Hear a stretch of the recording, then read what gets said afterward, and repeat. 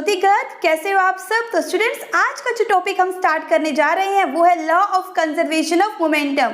हाँ जी स्टूडेंट्स, आज हम इस टॉपिक को पढ़ेंगे और साथ में इसका प्रूफ भी करेंगे। तो चलो स्टूडेंट्स, चलते हैं हम अपने टॉपिक की तरफ। तो स्टूडेंट्स, सबसे पहले आपको पता होना चाहिए कि कंजर्वेशन ऑफ मोमेंटम क्या होता है। तो देखो स्टूडेंट्स, क्या है, total momentum before collision is equal to total momentum after collision. मतलब जो बिफोर कोलिजन टोटल मोमेंटम होगा स्टूडेंट्स, वो किसके इक्वल होगा, टोटल मोमेंटम आफ्टर कोलिजन, मतलब कोलिजन के बाद वाले मोमेंटम के।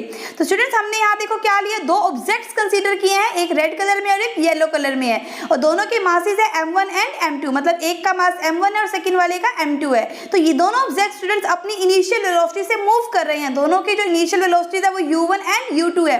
एंड स्टूडेंट्स, दोनों के इनिशियल वेलोसिटीज क्या है, यहाँ पर डिफरेंट है। एक को हमने शो किया है u1 से और एक को डिनोट किया है स्टूडेंट्स u2 से। और मासेस क्या है स्टूडेंट्स, दोनों के m1 एंड m2। ध्यान रखना स्टूडेंट्स, ये जो वेलोसिटीज है वो इन दोनों ऑब्जेक्ट्स के बिफोर कोलिजन वेलोसिटीज है। क्या है स्टूडेंट्स, उनके कोलिजन से पहले जो वेलोसिटीज हैं ये वो वेलोसिटीज है जिनको बोलते हैं इनिशियल वेलोसिटीज। तो स्टूडेंट्स, हमने यहाँ केसेस लिए हैं, दो बॉल्स लिए हैं, हम बिफोर कोलिजन स्टोर कर रहे हैं कि उनका जो मास है वो m1 एंड m2 है, एंड जो इनिशियल वेलोसिटीज है स्टूडेंट u1 एंड u2 है। उसके बाद स्टूडेंट्स, ये दोनों बॉल्स आपस में क्या कर रही है, कोलाइड कर रही है, मतलब इन दोनों का कोलिजन हुआ है। तो कोलिजन के बाद स्टूडेंट्स ये जो है दोनों डिफरेंट वेलोसिटी से मूव करेंगी, जिसके बाद हम कह सकते हैं कि अब ये जो वेलोसिटी से मूव करेंगी वो वेलोसिटी क्या होगी स्टूडेंट्स, इनकी फाइनल वेलोसिटी होगी। क्या होगी, फाइनल वेलोसिटी। क्योंकि पहले जो स्टूडेंट्स हमने बिफोर कोलिजन केस किया था वो दोनों की इनिशियल वेलोसिटी थी, मतलब कोलिजन से पहले की वेलोसिटी थी। देखो स्टूडेंट्स, यहाँ पर आफ्टर कोलिजन तो दोनों की वेलोसिटीज है वो कितनी हो गई है, v1 and v2। v1 v2 दोनों की क्या है स्टूडेंट्स, फाइनल वेलोसिटीज है after collision, and u1 u2 क्या थी students, before collision initial velocity. Students, momentum का फॉर्मूला आपको पता लग ही गया होगा, क्या होता है, मास इनटू वेलोसिटी। डिनोट करते हैं p is equal to m into v से। सिंबल क्या है, p into m into v। तो स्टूडेंट्स, अगर हमें बिफोर कोलिजन मोमेंटम हमें निकालना हो तो हम फर्स्ट वाले ऑब्जेक्ट के लिए कैसे कंसीडर करेंगे students, p1 is equal to m1 into u1 and p2 is equal to students m2 into u2। ये क्या है स्टूडेंट्स, दोनों का बिफोर कोलिजन हमने क्या निकाला है, दोनों ऑब्जेक्ट्स के लिए मोमेंटम। ऐसे ही स्टूडेंट्स, हम आफ्टर कोलिजन भी दोनों ऑब्जेक्ट्स का मोमेंटम निकाल सकते हैं। p1 is equal to m1 into v1 and p2 is equal to m1 into v2। तो यहाँ स्टूडेंट्स m2 आएगा, क्या आएगा स्टूडेंट्स, यहाँ पर m2 इनटू v2। ये चीज ध्यान रखना, ठीक है। मतलब आफ्टर कोलिजन भी हम दोनों का टोटल मोमेंटम जो है फाइंड आउट कर सकते हैं। तो देखो students, by Newton second law of motion क्या होता है, force is equal to mass into acceleration. और एक्सेलरेशन को स्टूडेंट्स हम क्या लिख सकते हैं, चेंज इन वेलोसिटी पर यूनिट टाइम, मतलब v minus u by t। तो हम एक्सेलरेशन को कहाँ पुट कर देंगे, फोर्स वाले फॉर्मूले में। देन क्या हो जाएगा students, force is equal to m into v minus u by t।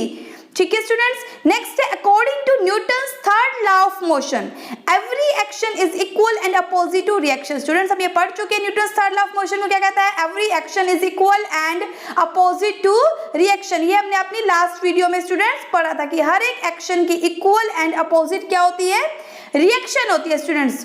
तो आगे देखो, एज इसी हम स्टूडेंट्स किस में, न्यूटन्स थर्ड लॉ को हम फोर्स की फॉर्मूले में यूज करेंगे, F12 is equal to minus of F21। मतलब जो फर्स्ट वाले ऑब्जेक्ट ने सेकंड पे फोर्स लगाया, सेकंड पे स्टूडेंट्स क्या लगाएगा, फर्स्ट पे लगाएगा, लेकिन अपोजिट डायरेक्शन में, इसलिए स्टूडेंट्स हमने क्या साइन लिया, माइनस। तो स्टूडेंट्स, उसी फॉर्मूले को हम यहाँ पर पुट कर देंगे, then F12 is equal to m1 into v1 minus u1 by t। तो स्टूडेंट्स, आगे हम क्या निकाल सकते हैं, टोटल मोमेंटम स्टूडेंट्स निकाल सकते हैं। देखो फर्स्ट वाले केस में हमने दोनों को इक्वल पुट कर दिया, F12 is equal to minus of F21। यहाँ आप F12 की वैल्यू पुट कर दोगे, is equal to minus of F21। इनको आप सोल्व कर लोगे स्टूडेंट, दोनों को क्या कर लोगे, सोल्व, मतलब ब्रैकेट्स को ओपन कर लोगे। ब्रैकेट्स को ओपन करने के बाद हमारा क्या आया है, m1 u1 plus m2 u2 is equal to m1 v1 plus m2 v2। इसका मतलब क्या है students, total momentum before collision is equal to total momentum after collision.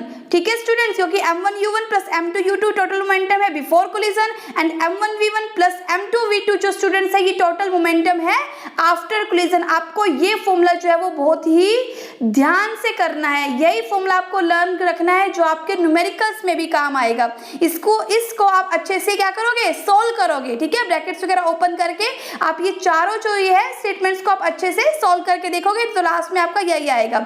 Students, यहाँ से हमें क्या पता पता चलता है? Total momentum before collision is equal to total momentum after collision, जिसका मतलब क्या है students? Total momentum remains conserved, मतलब जो टोटल मोमेंटम है स्टूडेंट्स वो क्या रहता है? कंजर्व्ड रहता है, मतलब कांस्टेंट रहता है, रिमेन्स अनचेंज, कभी भी चेंज नहीं होता। तो स्टूडेंट्स यही क्या है? Law of conservation of momentum. इसे ही क्या कहते हैं? Law of conservation of momentum की total momentum before collision is equal to total momentum after collision, जिसका फॉर्मूला स्टूडेंट्स हम कर चुके हैं। तो यही स्टूडेंट्स क्या है? Law of conservation of momentum. तो आप स्टूडेंट्स इस फॉर्मूले को जो है ध्यान से लर्न करोगे, इसका जो प्रूफ है वो आप क्या करोगे? बहुत ही अच्छे से करोगे, ठीक है ना? इस फॉर्मूले को आपको लर्न रखना है, तो आपके न्यूमेरिकल्स में भी स्टूडेंट्स ये फॉर्मूला जो है वो जरूर काम आएगा। क्या फॉर्मूला है? m1u1 plus m2u2 is equal to m1v1 plus m2v2। Thanks.